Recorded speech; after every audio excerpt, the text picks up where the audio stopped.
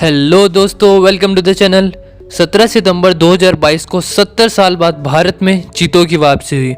हैरान करने वाली बात है कि इन्हें पूरे 11 घंटे के सफ़र में इन 8 चीतों को खाने के लिए कुछ भी नहीं दिया गया। वैज्ञानिकों ने कहा कि अगर इन्हें कुछ भी खाने को दिया जाएगा तो इनकी तबीयत खराब हो सकती है। तो इसी सब चीज़ों को देख करके इन्हें खाने के लिए कुछ भी नहीं दिया गया।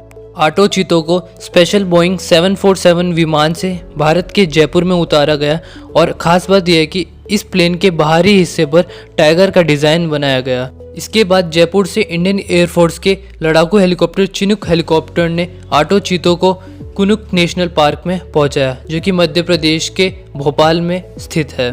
चीतों को प्रधानमंत्री नरेंद्र मोदी के 72 बर्थडे पर लाया गया और इसी वजह से प्रधानमंत्री ने ही इन सभी चीतों को कुनू नेशनल पार्क पर खुद छोड़ा। और अब जानते हैं भारत में चीते विलुप्त कैसे हो गए, कैसे आज के समय में भारत में एक भी चीता नहीं था और ऐसी क्या परिस्थिति आ गई कि भारत को बाहर से चीते मंगवाने पड़े। ऐसा कहा जाता है कि पहले के समय में राजा महाराजा चीतों को पालते थे और उन चीतों को दूसरे जानवरों को पकड़ने के लिए इस्तेमाल करते थे। और ये बात है सन 1948 की, जब भारत में सिर्फ आखिर के 3 चीते बचे थे और छत्तीसगढ़ की कोरिया डिस्ट्रिक्ट के महाराजा रामानुज प्रताप सिंह ने तीनों चीतों को गोली से मार दिया। इसके बाद सन 1952 से भारत की सरकार ने चीतों को भारत से विलुप्त घोषित कर दिया। इसके बाद 2009 में पहली बार चीतों को वापस लाने के लिए आवाज़ उठी, जब wild life trust of India ने राजस्थान के गजनेर में 2 दिन का इंटरनेशनल वर्कशॉप रखा। इस वर्कशॉप में दुनिया भर के एक्सपर्ट, कैबिनेट मिनिस्टर्स और वाइल्ड लाइफ से जुड़े अधिकारी आए और इस वर्कशॉप के बाद ऐसा माना गया और कहा गया कि भारत में चीतों को वापस लाना चाहिए।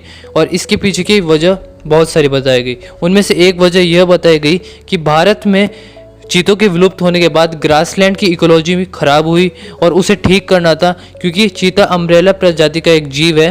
फूड चेन में इसे सबसे ऊपर कहा जाता है और इसके विलुप्त होने के बाद फूड चेन में बहुत बड़ा बुरा असर आया।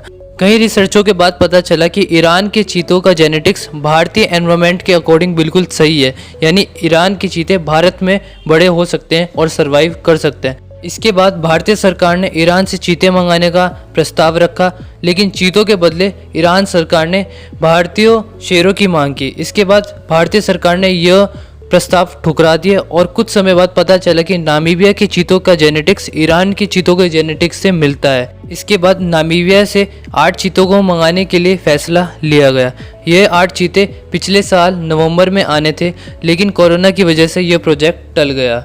इन 8 चीतों में 5.5 साल के 2 मेल चीते हैं और 4.5 साल का 1 मेल चीता है और 2.5 साल की 1 फीमेल चीता है, 4 साल की 1 फीमेल चीता है और 2 साल की 1 फीमेल चीता है और 5 साल की 2 फीमेल चीता है।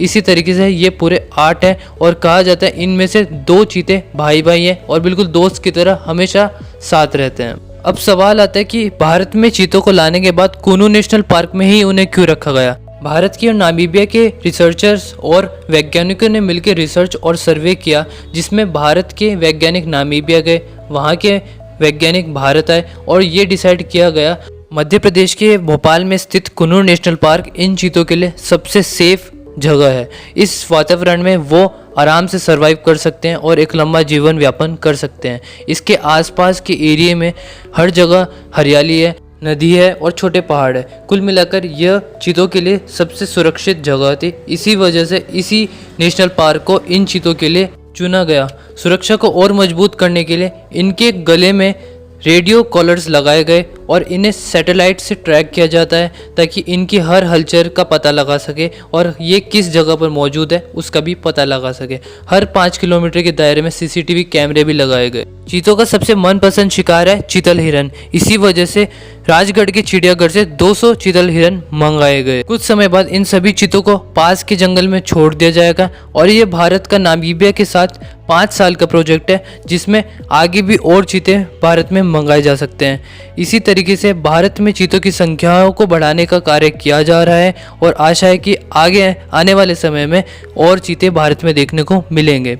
वीडियो पसंद आई तो लाइक करें और ऐसी वीडियोस देखने के लिए चैनल को सब्सक्राइब करें। Thank you so much.